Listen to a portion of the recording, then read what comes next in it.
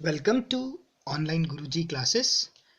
आज के इस लेक्चर पे हम लोग बायो का एक टॉपिक रेस्पिरेटरी सिस्टम के बारे में पढ़ेंगे। क्लियर। इससे पहले वाले लेक्चर पे हम लोगों ने सर्कुलेटरी सिस्टम पे ह्यूमन हार्ट के बारे में पढ़ा था। जिन लोगों ने अभी तक उस लेक्चर को नहीं देखा है उन लोगों से रिक्वेस्ट करूंगा कि आप लोग इस लेक्चर को देखने से पहले ह्यूमन हार्ट का लेक्चर पक्का से देख ले। क्लियर। जिन लोगों ने वो लेक्चर देखा है उन लोगों को मैं बताना चाहूंगा कि इस लेक्चर पे अब हम लोग आगे क्या देखने वाले हैं। अभी तक हम लोगों ने हार्ट पे क्या देखा था। हार्ट पे मैंने आप लोगों को बताया था कि कैसे पल्मोनरी आर्टरीज जो कि मेरा राइट वेंट्रिकल्स से कनेक्ट था, उससे जो डीऑक्सीजनेटेड ब्लड था, जो पल्मोनरी आर्टरीज से डीऑक्सीजनेटेड ब्लड निकल रहा था, मैंने वो बोला था कि वो जाके हमारे लंग्स पे जाता है, वो आर्टरीज हमारे लंग्स पे जाते हैं और वहां से वो जो डीऑक्सीजनेटेड ब्लड था वो ऑक्सीजनेटेड ब्लड होके पल्मोनरी वेन के थ्रू हमारे लेफ्ट एट्रियम में आते हैं। क्लियर। ओके। अब वहीं की कंटिन्यूटी में ये लेक्चर आगे बढ़ेगा, बट एज अ इंडिविजुअल भी अगर आप लोग रेस्पिरेटरी सिस्टम को देखना चाहते हैं तो वैसे भी आप देख सकते हो। ठीक है, वैसे एज सच कुछ लिंक नहीं है, बट हाँ जिन्होंने सर्कुलेटरी सिस्टम पढ़ा हुआ है उनके लिए वो लिंक बन जाएगा आगे। ठीक है। ओके, चलो रेस्पिरेटरी सिस्टम स्टार्ट करते हैं। ठीक है, हम लोग ज्यादा डीप पे जाएंगे नहीं, जितने आपके एग्जाम्स पॉइंट ऑफ व्यू से इंपॉर्टेंट है। क्लियर, हम लोग उसी चीज को देखने वाले हैं। ठीक है, एकदम मीन्स ज्यादा हाई लेवल का डिस्कस नहीं करेंगे। ठीक है, जितने आपके एग्जाम्स में पूछे जाते हैं जो चीज और जो बेसिक नॉलेज एटलीस्ट अपनी बॉडी के बारे में आप लोगों को पता होना चाहिए, हम उतना ही डिस्कस करेंगे। क्लियर। ओके, देखो क्या होता है रेस्पिरेटरी सिस्टम में। सबसे पहले तो अब फिगर में इतना अच्छा तो बना नहीं पाता, कोशिश करते हैं। देखो क्या होता है, आप भी बना लेना ये। ठीक है, ऐसे ही चलता फिरता डायग्राम है, बस समझना इंपॉर्टेंट है। क्लियर। से this is our mouth.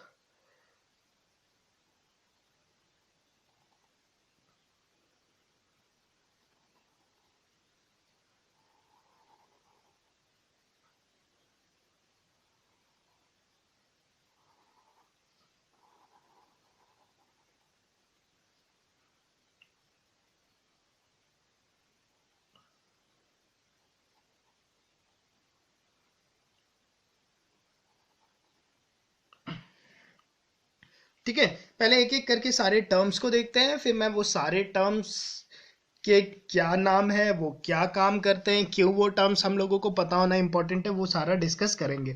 This is your nose. ठीक है, यहां से एयर अंदर जाती है। क्लियर, ये हो गया माउथ।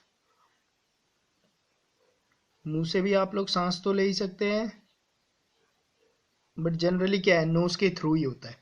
ठीक है, ये वाला जो एरिया है, ये वाला, इसे हम लोग बोलते हैं pharynx.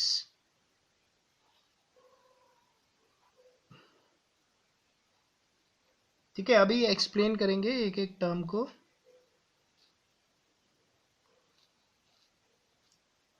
This is your pharynx.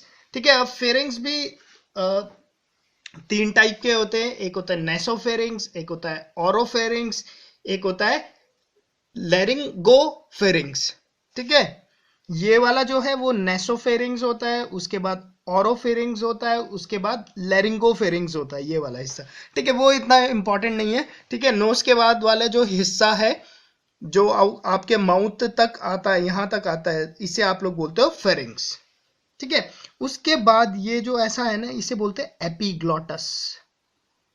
ये बहुत इंपॉर्टेंट होता है, अभी मैं आपको इन सब के बारे में बताऊंगा।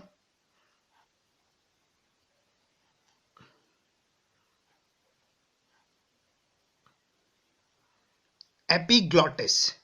क्लियर। उसके बाद ये जो है इसे बोलते हैं एसोफेगस, जिसे आप लोग फूड पाइप भी बोलते हैं।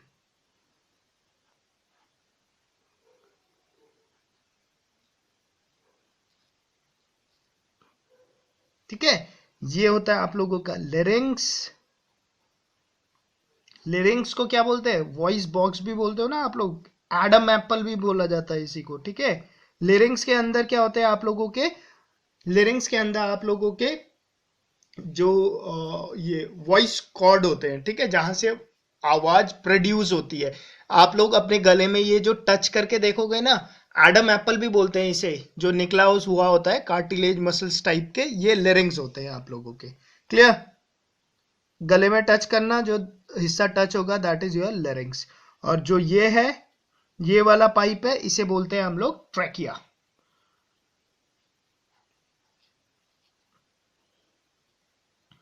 ठीक है, इस पाइप को क्या बोला जाता है? इसे बोला जाता है ट्रैकिया।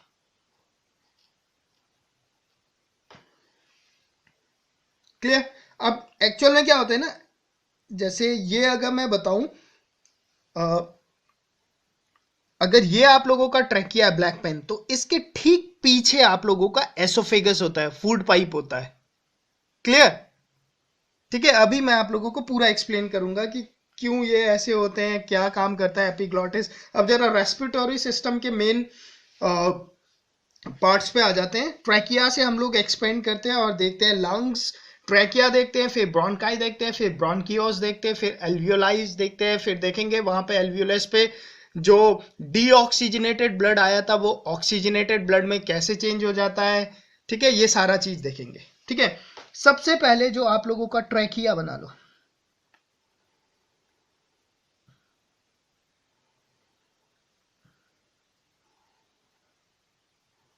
ये ट्रैकिया, यहां से जो स्टार्ट हुआ, दिस इज योर ट्रैकिया। ठीक है, ट्रैकिया के ठीक ऊपर लेरिंग्स होता है,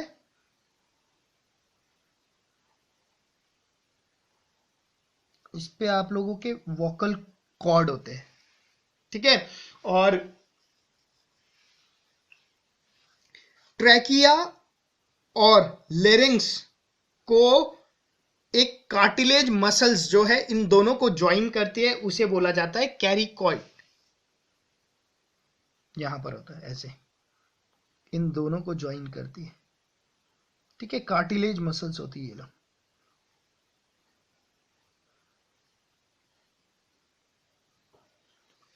क्लियर?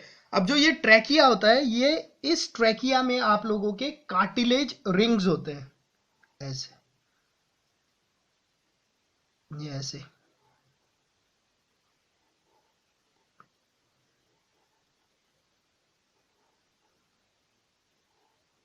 देखो, अब कार्टिलेज क्या होते हैं? कार्टिलेज रिंग्स होते हैं, ये होते हैं ना आप लोगों के, अभी सारा चीज सी शेप्ड होते हैं। और ये क्यों होते हैं सी शेप? क्यों? देखो, मैंने क्या बोला था, ये आप लोगों का अगर ट्रैकिया है तो इसके ठीक नीचे क्या होता है? एसोफेगस होता है, फूड पाइप होता है। तो इस पे क्या होता है? फूड पाइप तो आप लोगों का नॉर्मल मसल्स क्या होते हैं।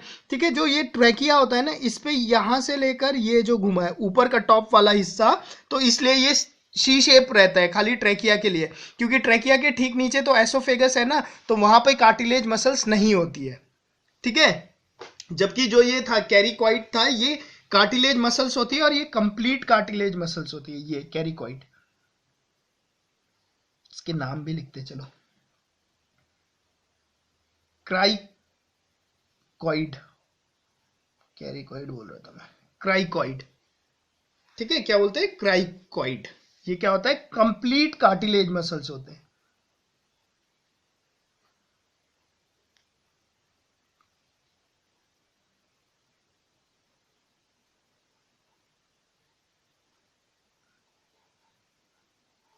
ठीक है, और जो ये वाले होते हैं, जो आपके ट्रैकिया है ना, ये ट्रैकिया, इस पे जो लगे होते हैं कार्टिलेज मसल्स, ये सी शेप के होते हैं, मतलब ऐसे होते हैं, ऐसे होते हैं, और इसके पीछे जो है वो एसोफेगस वाले मसल्स है।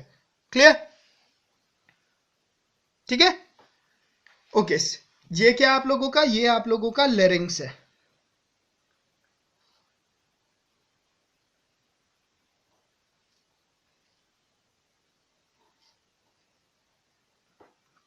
क्लियर?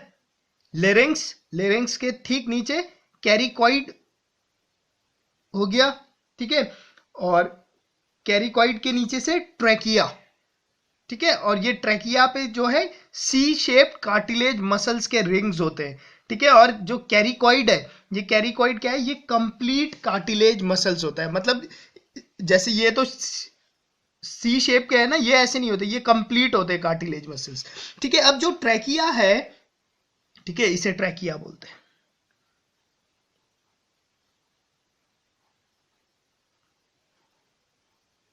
ठीक है, अब जो ये ट्रैकिया है, इस पे कार्टिलेज मसल्स क्यों होते हैं?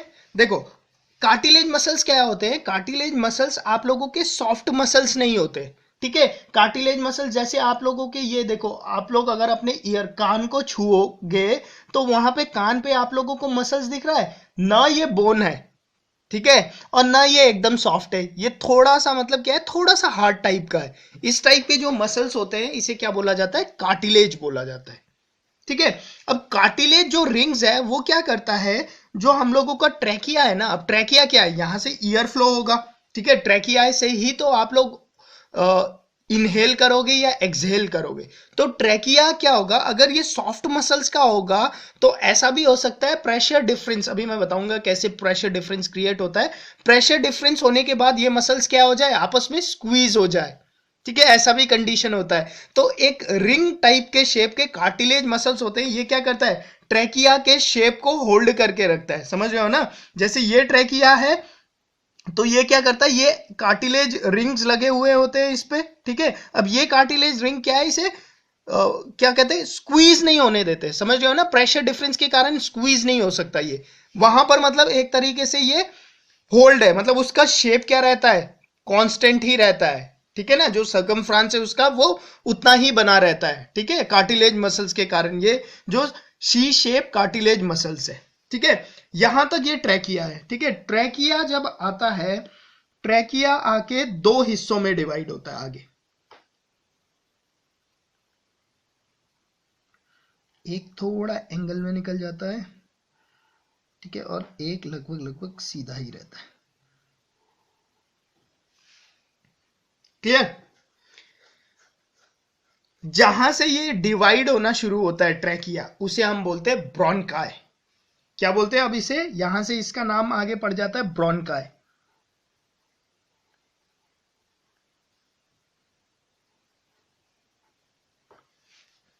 क्लियर। ओके, अब ये हमेशा याद रखना, ये लेफ्ट हैंड साइड होगा, ये राइट हैंड साइड होगा। मैंने हार्ट पे भी बताया था, क्यों, क्योंकि एनाटॉमी जो हम लोग पढ़ रहे होते हैं वो दूसरे की बॉडी पे पढ़ रहे होते हैं,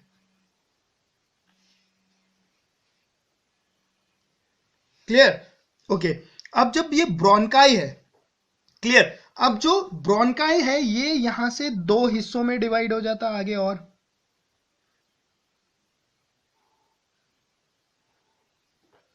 क्लियर।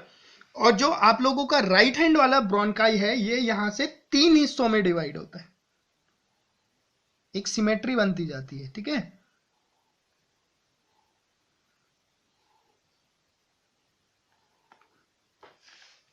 ठीक है, इसका मतलब ये ब्रोंकाई यहां से दो हिस्सों में डिवाइड इस हो रहा होता है, तो जो हम लोग बोलते हैं कि जो हमारा लेफ्ट लंग का हिस्सा है, उस पे हम लोगों के कितने होते हैं, उस पे हम लोगों के दो लॉब्स होते हैं, ठीक है।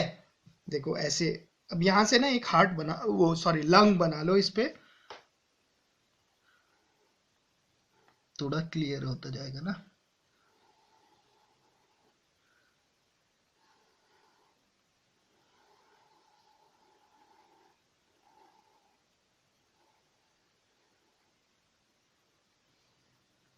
ठीक है, वैसे इस तरफ पे,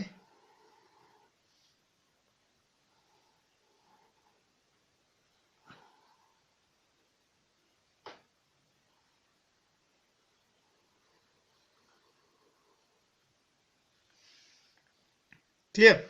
अब इसके ये,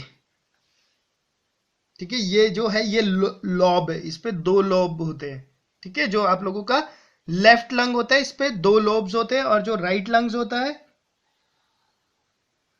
इस पे तीन लॉब्स होते हैं, क्लियर, ठीक है। ओके, अब जो ये ब्रोंकाई है, ठीक है, इस पे यहां तक भी जब ये होता है, इस पे ये ऐसे रिंग तो लगे हुए होते हैं।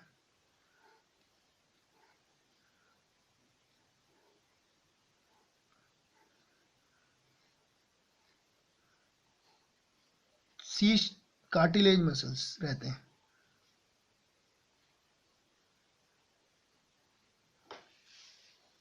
ठीक है, अच्छा, अब जो ये ब्रोंकाई है ना, ये ऐसे डिवाइड होते जाते हैं। ठीक है, जैसे यहां ट्रैकिया था, ट्रैकिया से आए ये, एक यहां चले गया, एक यहां चले गया, मैंने इसे बोला ब्रोंकाई। मैंने बोला जो ब्रोंकाई मेरा लेफ्ट हैंड साइड पे आया है वो दो हिस्सों में डिवाइड हो जाएगा, एक दो हिस्सों में डिवाइड हो जाएगा, और वहीं से हम लोगों का लंग्स दो हिस्सों में डिवाइड हो जाता है। एक को हम बोल देते हैं अपर लोब्स, एक को बोल देते हैं लोअर लोब्स। सिमिलरली जो राइट हैंड साइड वाला जो मेरा ब्रोंकाई है वो तीन हिस्सों में डिवाइड हो गया।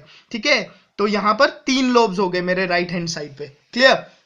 ओके, इस तरह से ना ये ब्रोंकाई सिमेट्रिकली टूटते रहते हैं, समझ रहे हो ना, ये आगे टूटते ही रहेंगे। ठीक है, ये यहां पर गया, फिर यहां से ये दो हिस्सों में टूटा, फिर ये ऐसे टूटता गया। ठीक है, ये ऐसे टूटते ही जाते हैं,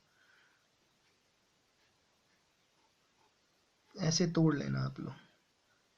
ठीक है, ये ऐसे टूटते ही जाते हैं। लगभग कितना डिवीजन होता है? लगभग 20 से लेकर 25 डिवीजन होते जाते हैं, मतलब ब्रोंकाई टूटता ही जाता है। लगभग 20 से 25 बार तक ऐसे ही डिवीजन चलते रहते हैं आप लोगों के। सिमिलरली यहां पर भी होता रहेगा ऐसे ही डिवीजन। ठीक है, क्लियर? जब ये डिवीजन होते रहते हैं, होते रहते हैं, होते रहते हैं, तो क्या होते हैं, ये नैरो शेप्ड होते जाते हैं, होते जाते हैं, होते जाते हैं, और लास्ट पे जाके, जब एकदम लास्ट पे जाके जो ये डिवीजन होते हैं ना, उस पे अब ये एक ईयर सैक की तरह हो जाते हैं। ठीक है, लगभग देखो ये डिवीजन होता रहेगा इसके अंदर। ठीक है, उसे अब फिगर में बनाना पॉसिबल नहीं है। लास्ट पे जाके ये कुछ इस शेप में रह जाते हैं, ऐसे ईयर सैक होते हैं। ठीक है, इन ईयर सैक को क्या बोला जाता है? एल्वियोलाई।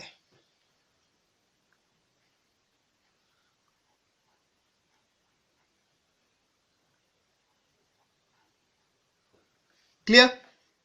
ठीक है, अच्छा, जब ये डिवीजन होते जाते हैं, होते जाते हैं, होते जाते हैं, तो उसके बाद जो ब्रोंकाई है ना, जब ये डिवीजन होते जाते हैं, छोटे होते जाते हैं, छोटे होते जाते हैं, छोटे होते जाते हैं, तो इन लोगों को बोला जाता है ब्रोंकियोस। क्लियर? जब ये छोटे हो गए काफी, तो उसके बाद इन्हें बोला जाता है ब्रोंकियोस।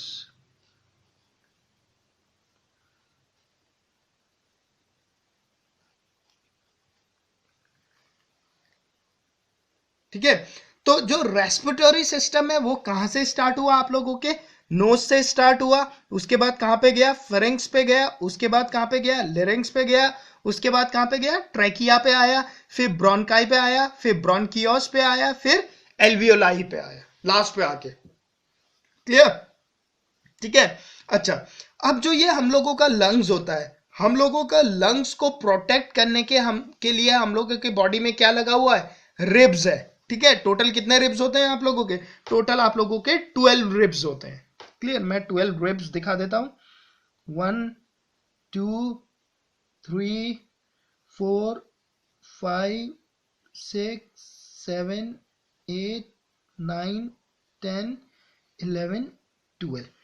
ठीक है, वैसे यहां पर 1 2 3 4 5 6 7 8 9 10 11 12। क्लियर? ऐसे आप लोगों के 12 रिब्स है, जो कि आप लोगों के चेस्ट को, लंग्स को, ठीक है, जो ये कंप्लीट स्ट्रक्चर बना उसे तो चेस्ट बोलेंगे, आप लोगों के लंग्स को क्या करता है? प्रोटेक्ट करके रखता है। ठीक है, और यहीं पे आप लोगों के हार्ट को भी प्रोटेक्शन देता है वो। ठीक है, आप लोगों के लंग्स के ठीक नीचे एक डोम शेप्ड,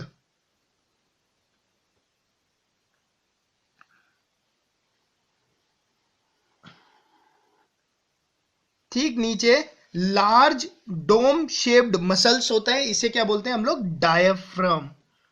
ठीक है, अभी हम लोग लंग्स का स्ट्रक्चर पढ़ रहे हैं, फिर इसका हम लोग वर्किंग भी पढ़ेंगे। ठीक है, इसे क्या बोलते हैं हम लोग? डायफ्राम।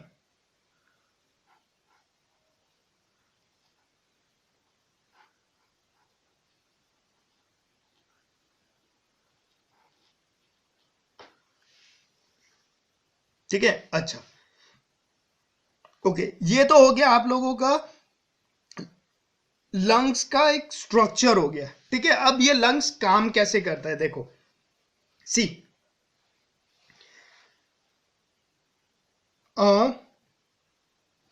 अब लिखो आप लोग सांस लेते हैं, इसे बोलते हैं इंस्पिरेशन। ठीक है, और एक्सपायरेशन। इंस्पिरेशन मीन्स सांस लेना, एक्सपायरेशन मीन्स सांस को बाहर छोड़ना। अब सांस कैसे लेते हो देखो, सी आप लोगों का डायफ्राम जो है वो नीचे की तरफ मूव करता है।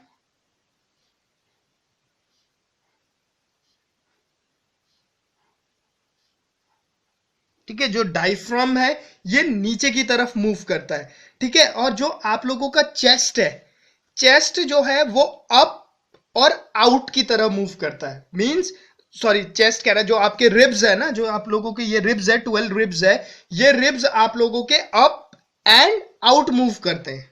ठीक है, इंस्पिरेशन में जो रिब्स है, कहां पे लिखे इसे, यहीं पे लिखते हैं, फिगर जरूरी है ना। रिब्स जो है वो क्या होंगे, अप एंड आउट।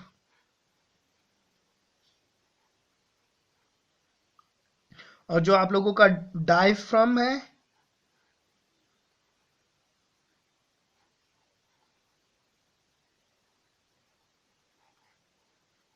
ये क्या होगा, डाउनवर्ड। सी आप लोग सांस लेकर देखो,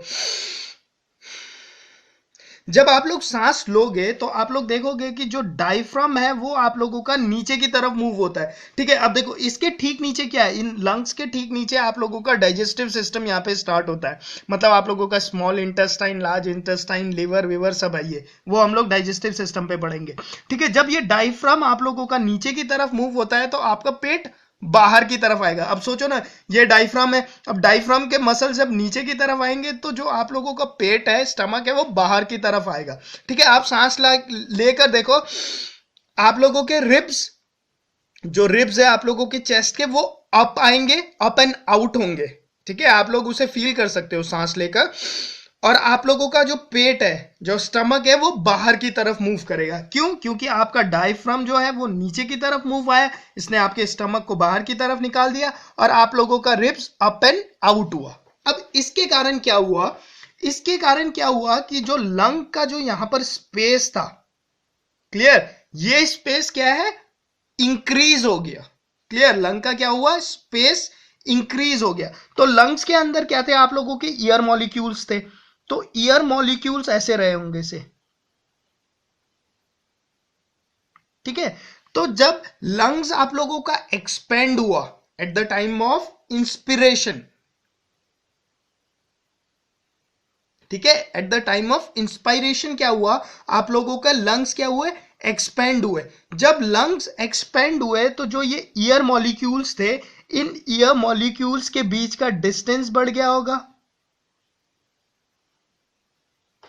डिस्टेंस बढ़ गया होगा क्योंकि ईयर मॉलिक्यूल्स तो उतना ही है। अब स्पेस ज्यादा हो गया तो जो ईयर मॉलिक्यूल्स थे इनके बीच का डिस्टेंस क्या हुआ, डिस्टेंस ज्यादा हो गया। अब ईयर मॉलिक्यूल्स के बीच का डिस्टेंस ज्यादा हो जाएगा तो वहां पर क्या हो जाएगा, जो प्रेशर था वो क्या हो जाएगा, वो लो प्रेशर बन जाएगा। क्लियर, यहां पर कैसा जोन बन जाएगा, ये उस टाइम पे लो प्रेशर के जोन पे आ जाएगा।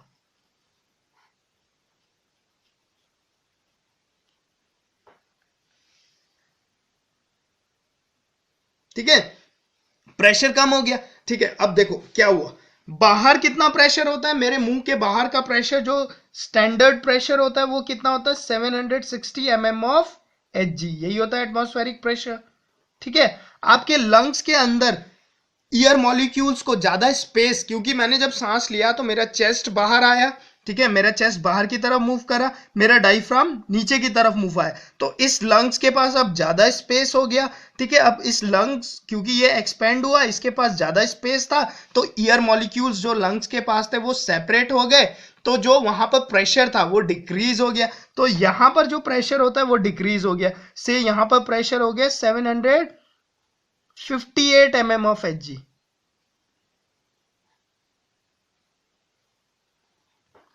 ठीक है, तो क्या हुआ, अब बाहर और आपके चेस्ट के अंदर प्रेशर ग्रेडियंट आ गया, मतलब प्रेशर का डिफरेंस हो गया।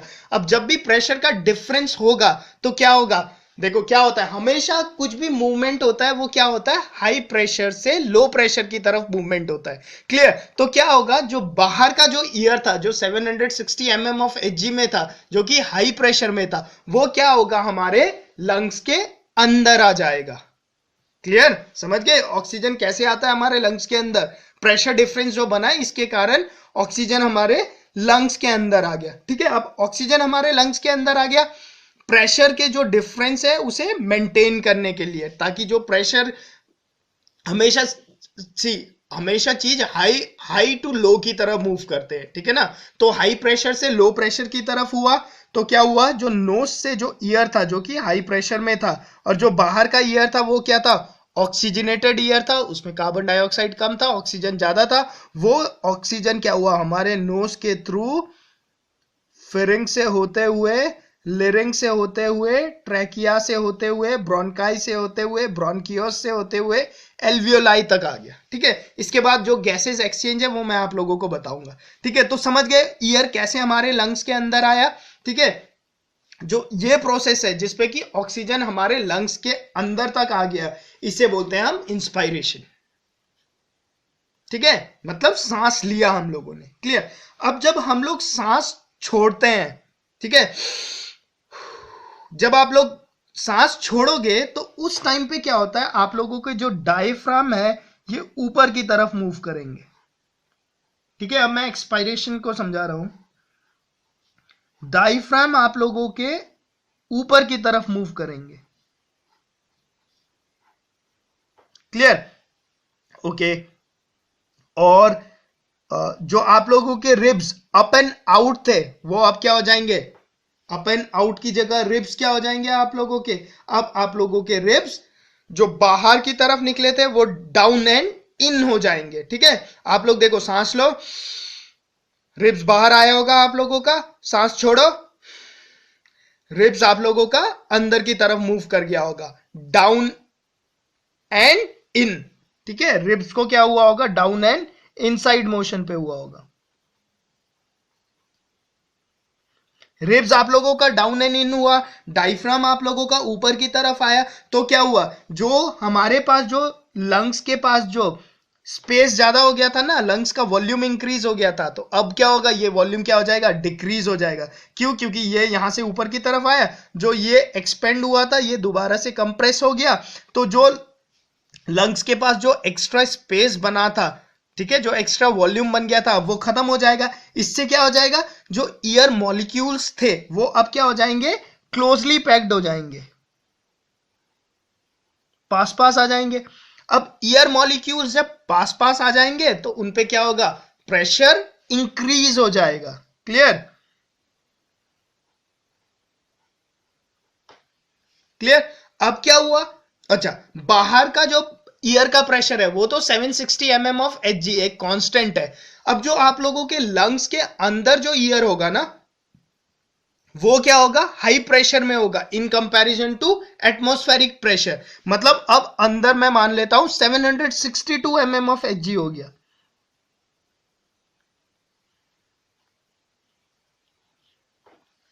क्लियर? और बाहर कितना है, 760 mm ऑफ Hg। अब क्या होगा, अब जो होगा आपके लंग्स से जो ईयर होगी, अब ये ईयर क्या कैसी होती है आप लोगों की, डीऑक्सीजनेटेड होती है। ये मैं आप लोगों को समझाऊंगा कैसे ऑक्सीजनेटेड ईयर डीऑक्सीजनेटेड हो जाती है। अब जो ये डीऑक्सीजनेटेड ब्लड है ये क्या करती है, आप लोगों के एल्वियोलाई के थ्रू ब्रोंकाइस, फिर ब्रोंकियो, फिर ट्रैकिया, फिर लेरिंग्स, फिर फेरिंग से होते हुए आपके नोज से बाहर चले जाती है एक्सपायरेशन पे। ठीक है, इतनी बात समझ में आ गया कैसे आप लोगों का चेस्ट एक्सपेंड होता है, डायफ्राम नीचे की तरफ मूव करता है, लंग्स का स्पेस बढ़ जाता है, लंग्स के पास ज्यादा वॉल्यूम रहता है, तो जो एयर मॉलिक्यूल्स है उनके बीच के डिस्टेंस ज्यादा बढ़ जाता है, तो वहां पे प्रेशर डिक्रीज हो जाता है in comparison to atmospheric pressure. तो प्रेशर को कांस्टेंट करने के लिए बाहर से एयर अंदर लंग्स की तरफ आता है। ठीक है, और जब आप लोग सांस छोड़ते हो तो उस समय पे डायफ्राम ऊपर की तरफ मूव करता है, चेस्ट अंदर की तरफ चले जाता है, तो उससे लंग्स का स्पेस कम हो जाता है। जो एयर मॉलिक्यूल्स है अब ये आपस में क्लोजली पैक हो जाते हैं, इससे क्या होता है, प्रेशर इंक्रीज हो जाता है। जब प्रेशर इंक्रीज होता है, बाहर का प्रेशर कम है, तो अब क्या होगा, अब high pressure to low pressure, तो अब क्या होगा, आपके लंग्स से एयर बाहर की तरफ आएगा। क्लियर? तो मूवमेंट ऑफ एयर समझ में आ गया आप लोगों को, कैसे मूवमेंट होती है। ओके, सी, ठीक है, ओके। जो ये चीज है आप लोगों के एपिग्लॉटिस और एसोफेगस, ठीक है, ये मैं आप लोगों को डाइजेस्टिव सिस्टम पे पढ़ाऊंगा। ठीक है, अभी तो हम लोग सिर्फ ईयर का मूवमेंट देख रहे हैं, ईयर आपका ऐसे ही जाता है। ठीक है, अभी आप लोगों को बहुत सारे क्वेश्चंस आ रहे होंगे। ठीक है, दिमाग में बहुत क्वेश्चन आते हैं कि ईयर एसोफेगस पे क्यों नहीं जा रहा है, जब खाना खा रहे हैं। अब ये दोनों पाइप ऐसे हैं, ऐसे हैं, ठीक है, एक के नीचे। हम लोग खाना खाते हैं तो हम लोगों का खाना एसोफेगस पे ही क्यों जाता है, हम लोगों का खाना हमारे ट्रैकिया में क्यों नहीं घुस जाता। कभी कभी ट्रैकिया में खाना घुस जाता है और लोगों की मीन्स डेथ भी हो जाती है कितने लोगों की। ठीक है, वो मैं डाइजेस्टिव सिस्टम पे आप लोगों को ज्यादा क्लियरली एक्सप्लेन करूंगा। ठीक है, अभी के लिए इतना काफी है, मतलब जो हम पढ़ रहे हैं रेस्पिरेटरी सिस्टम के हिसाब से पढ़ रहे हैं। ठीक है, अच्छा, जो लिरिंग्स होता है ना, इसी पे आप लोगों के वॉइस के कॉर्ड होते हैं, जिनके कारण आप लोग वॉइस प्रोड्यूस करते हो। ठीक है, इसी लिरिंग्स के आप लोग इसे गले पे अपने टच करो तो ये आप लोगों को फील भी होगा, ये लिरिंग्स कार्टिलेज मसल्स भी फील होगा। जो कि मसल्स आप लोगों के कान पे है ना, उस टाइप के मसल्स से बने होते हैं ये लोग। ठीक है, अच्छा, अब यहाँ पे जो हॉर्मोन्स है उसके बारे में भी अभी हम लोग डिस्कस नहीं कर रहे, सिर्फ अभी हम रेस्पिरेटरी सिस्टम के बारे में डिस्कस कर रहे हैं। ठीक है, अब आप लोगों को इतना बात पता चल गया कि आप लोगों ने सांस लिया, मींस आप लोगों के मींस बाहर से ईयर आप लोगों के लंग्स के अंदर तक कैसे जाता है, और लंग्स के अंदर से ईयर बाहर तक कैसे आता है, और कहां कहां से मूवमेंट होती रहती है, ये आप लोगों को क्लियर हो गया होगा होपफुली। ठीक है, अच्छा, अब ये जो प्रोसेस है ना, इस प्रोसेस को जो है ये आपकी बॉडी ऑटोमेटिकली करती रहती है। ठीक है, अब आप लोगों को सोचना नहीं पड़ता कि मैंने सांस लेना है। ठीक है, क्लियर, वो तो ऑटोमेटिकली होता रहता है, बट एक्चुअल में यही प्रोसेस हो रहा होता है, बट हम लोग उसे ध्यान नहीं देते। ठीक है, अगर आप लोग सांस लोगे और छोड़ोगे और ध्यान दो तो आप लोगों को पता भी चलेगा कि हाँ, मेरा चेस्ट बाहर आ रहा है, मेरा डायफ्राम नीचे की तरफ जा रहा है, इसलिए मेरा पेट बाहर आ रहा है। जब सांस छोड़ रहे हो तो पेट अंदर की तरफ घुस रहा है क्योंकि डायफ्राम ऊपर की तरफ आ रहा है, मेरे चेस्ट अंदर की तरफ घुस रहे हैं। ठीक है, ये सारे बात आप लोगों को पता चलेगा, सांस लेकर देखना, फील करना इन सारे चीजों को। ठीक है, अच्छा, अब मैं बताता हूं कि जो ये एल्वियोलाई है इस पे गैस कैसे एक्सचेंज होते हैं। ठीक है, कौन से, जो डीऑक्सीजनेटेड ब्लड आ रहा है आप लोगों के पल्मोनरी आर्टरीज से, ठीक है, उसके बारे में देखते हैं।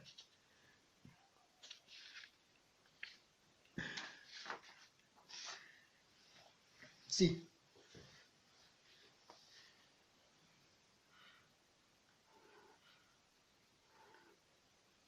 ठीक है, ऐसे ईयर सैक होते हैं ये लास्ट पे जाके ना।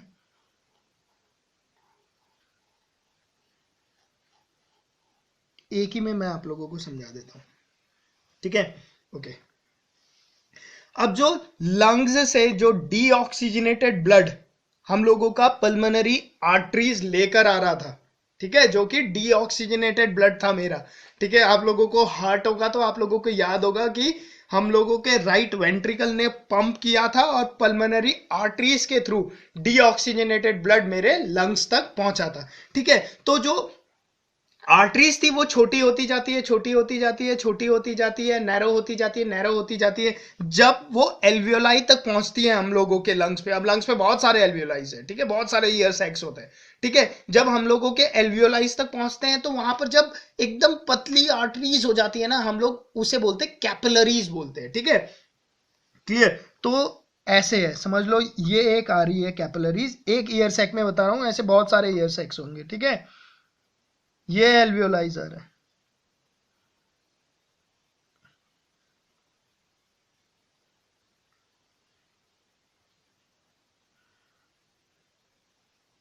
जैसे समझ लेते हैं।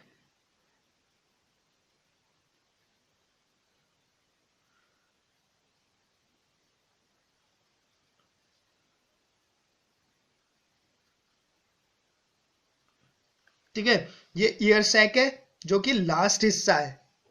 क्लियर, जहां पर आप लोगों का क्या कहते हैं डीऑक्सीजनेटेड ब्लड ऑक्सीजनेटेड ब्लड में चेंज होता है। ठीक है, अब देखो अब क्या हो रहा है, जो ये मेरा ब्लड आ रहा है, इस ब्लड पे क्या है, इस ब्लड पे आप लोगों को पता है ये डीऑक्सीजनेटेड ब्लड है, तो आप लोगों को पता है यहां पर ऑक्सीजन मेरा क्या है, लो है, और मेरा कार्बन डाइऑक्साइड क्या है, हाई है।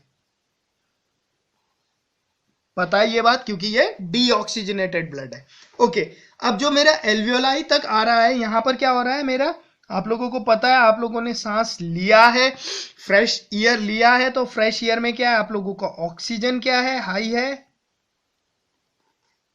और कार्बन डाइऑक्साइड क्या है, यहां पे लो है। क्लियर। अब जब ये ब्लड इन कैपिलरीज से होते हुए इन एल्वियोलाई से जब मूव कर रहे होते हैं, तो यहां क्या होता है, डिफ्यूजन ऑफ गैस होता है पार्शियल प्रेशर के कारण। ठीक है, अब सोचो ये कैपिलरीज है, ये बहुत पतली होती है, बहुत ही नैरो होती है।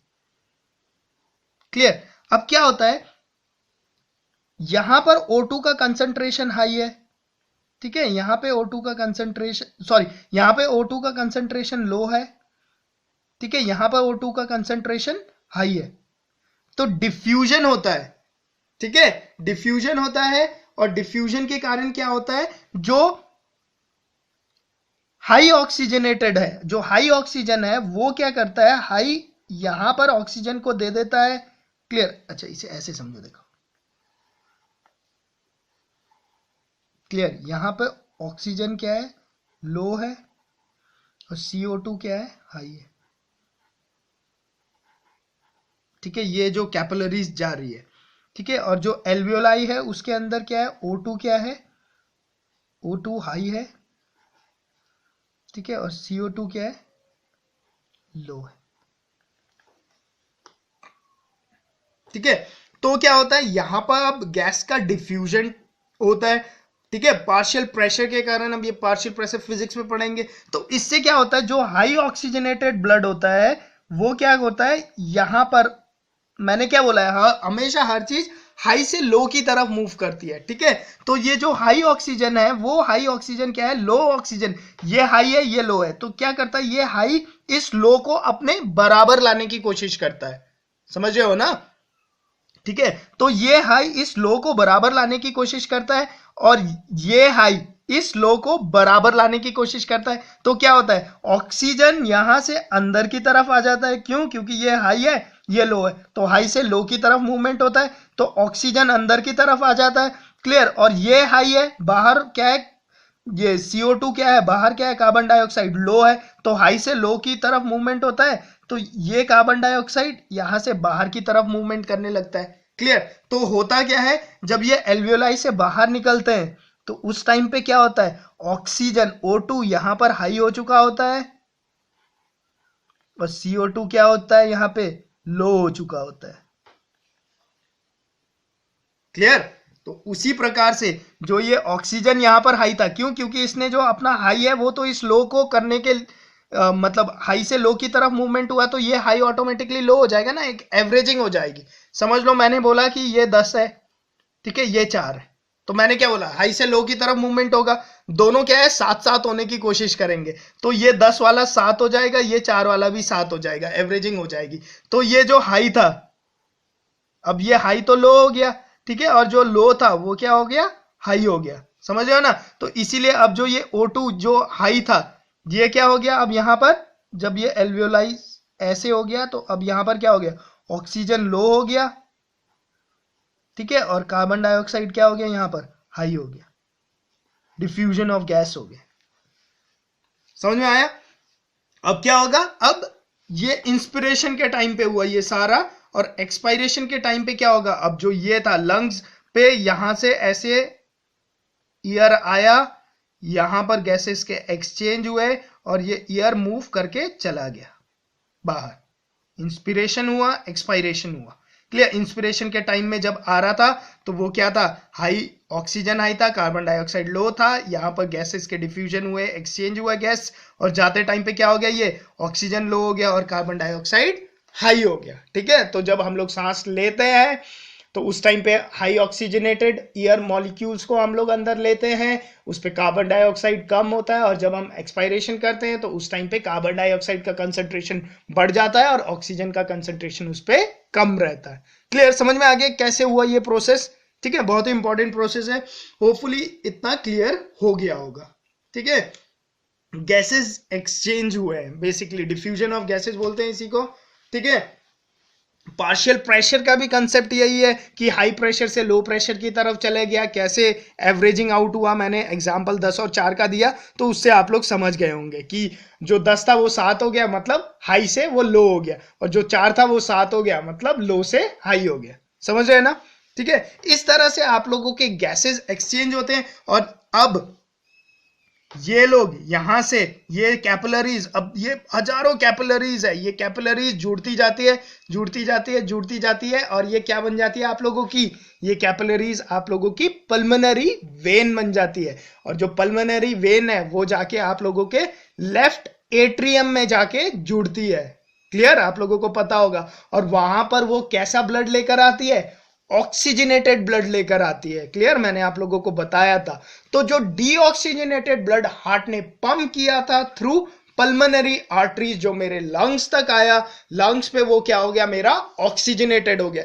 कैसे ऑक्सीजनेटेड हो गया ये मैंने आप लोगों को एक्सप्लेन कर दिया। कैसे आप लोगों ने सांस लिया, कैसे आप लोगों की सांस की मूवमेंट नोज के थ्रू, फेरिंक्स से होते हुए, लेरिंक्स से होते हुए, ट्रैकिया, ब्रोंकाई, ब्रोंकियोस से लेते हुए एल्वियोलाइज, जो कि एयर सैक होते हैं, वहां तक पहुंचते हैं। एयर सैक पे आप लोगों के डिफ्यूजन ऑफ गैसेस होते हैं, और वहां पर कैसे गैसेस आप लोगों आपस में एक्सचेंज करते हैं, और जो वहां पर कैपिलरीज डीऑक्सीजनेटेड थी वो आगे एल्वियोलाइज से निकलते हुए ऑक्सीजनेटेड होती है, और जो कैपिलरीज है वो मिलती जाती है, मिलती जाती है, मिलती जाती है, और वो पल्मोनरी वेन बन के आप लोगों के हार्ट तक आप लोगों के ऑक्सीजन को लेकर चले जाती है। अब हार्ट क्या करता है? हार्ट इन ऑक्सीजन को, जो ऑक्सीजनेटेड ब्लड आया उसे पंप करने का काम करता है, और आपके पूरे बॉडी पे जो ऑक्सीजन आप लोगों के नोज के थ्रू लिया था वो आप लोगों के पूरे बॉडी के हर ऑर्गन को वो ऑक्सीजनेटेड ब्लड सप्लाई करती है। ठीक है, और ऑक्सीजन का कट कहीं पर भी आया तो क्या होगा? डेथ ही होती है फिर सीधा। क्लियर? ठीक है, होपफुली अब देखो, अब छोटे छोटे जो कंसेप्ट है ना उसे एक बार बुक से पक्का पढ़ लेना आप लोग। ठीक है, मैं आप लोगों को एक ब्रॉड ओवरव्यू ही दे रहा हूं। ठीक है, अब मैं छोटे छोटे बातों, छोटे छोटे फैक्ट्स बताने से कोई एज सच इंपॉर्टेंट भी नहीं है, क्यों? छोटे छोटे फैक्ट्स तो आप लोग भी पढ़ सकते हो। ठीक है, कोई भी बुक उठाओगे, ठीक है, उन बुक्स पे आप लोगों को जो छोटे छोटे फैक्ट्स है वो लिखे ही होते हैं। ठीक है, आप लोग उन छोटे छोटे फैक्ट्स को उन बुक के थ्रू इजिली पढ़ सकते हो। लाइक हम लोग 1 मिनट पे कितने बार सांस लेते हैं, ब्रीथिंग रेट कितना होता है? 18 से 20 बार हम लोग 1 मिनट पे सांस लेते हैं। समझ रहे हो ना? जो ये ब्रीथिंग रेट है हम लोगों का 18 से 20 टाइम पे होता है। ठीक है, और भी बहुत सारे चीज होते हैं, इस पे आप लोग पढ़ लेना। ठीक है, बुक से एक बार देख लेना, जो छोटे छोटे फैक्ट्स है उन्हें समझ लेना। ठीक है, एसएससी सीजीएल में छोटे छोटे बातें भी आप लोगों से पूछ ली जाती है। ठीक है, एग्जाम पॉइंट ऑफ व्यू से वो भी बहुत इंपॉर्टेंट है। बट एक बार, हाँ, एक बार आप लोगों को समझ में आ गया, प्रोसेस एक बार समझ में आ जाता है ना, तो क्या होता है फिर पढ़ते टाइम भी वो इंटरेस्टिंग लगता है, और एक ही बार में आप लोगों को वो बात पता चल जाएगी। क्लियर? ठीक है, लाइक जैसे क्या क्या होते हैं मुझे अब याद भी नहीं, लाइक फ्रॉग अपने स्किन से लेते हैं ईयर को अंदर। ठीक है, कितने इंसेक्ट अपने ट्रैकिया से लेते हैं। ठीक है, और ये सारी चीजें लिखे होंगे, छोटे छोटे पॉइंट्स ना, इन्हें पक्का से पढ़ लेना। एग्जाम पॉइंट ऑफ व्यू से ये बहुत इंपॉर्टेंट होते हैं। ठीक है, एक बार आप लोग पढ़ लोगे ना तो क्लियर हो जाएगा, फिर कोई प्रॉब्लम नहीं होगी। क्लियर? ठीक है, होपफुली लंग्स आपको समझ में आ गया होगा कैसे काम करते हैं। मैं ज्यादा डीप पे जाने की मैंने कोशिश नहीं की, जितना आपके एग्जाम्स पॉइंट ऑफ व्यू से इंपॉर्टेंट है। बेसिकली समझना क्या है, एनाटॉमी के इतने डीप पे हम लोग नहीं जाएंगे। लाइक हार्ट को हम लोगों ने एक ब्रीफ ओवरव्यू किया था, सिमिलरली मैंने आप लोगों के रेस्पिरेटरी सिस्टम पे लंग्स को एक ओवरव्यू दे दिया। आप लोग इसे अपने बुक से पढ़े। क्लियर? अच्छा, इसके बाद हम लोग डाइजेस्टिव सिस्टम पढ़ेंगे। ठीक है, और उसके बाद सारे जितने भी सिस्टम्स होते हैं वो सारे पढ़ते जाएंगे। ठीक है, इस लेक्चर को बनने में बहुत टाइम लग गया। क्लियर। लगभग 4-5 दिन के बाद ये लेक्चर अपलोड हो रहा है, ठीक है। कुछ प्रॉब्लम थी जिसके कारण मैं लेक्चर अपलोड नहीं कर पा रहा था, बट अब वो सारी शॉर्ट आउट हो गई है। अब लेक्चर्स कंटिन्यूअसली आप लोगों के अपलोड होंगे। इंग्लिश भी कंटिन्यू करना है। अभी वैसे टाइम तो काफ़ी है हम लोगों के पास, ठीक है। प्री के एग्जाम्स होने पे होपफुली हम लोग इजीली तब तक इंग्लिश के सिलेबस को भी खत्म कर चुके होंगे। अगर लेक्चर पसंद आया है तो लेक्चर को लाइक पक्का से कीजिए। जिन लोगों ने अभी तक चैनल को सब्सक्राइब नहीं किया है उन लोगों से भी रिक्वेस्ट करूंगा कि आप लोग चैनल ऑनलाइन गुरुजी को सब्सक्राइब कर लीजिए, फेसबुक के ग्रुप ऑनलाइन गुरुजी को ज्वाइन कर लीजिए। बाकी मेहनत करते रहिए और क्या, और गुड नाइट। Thank you.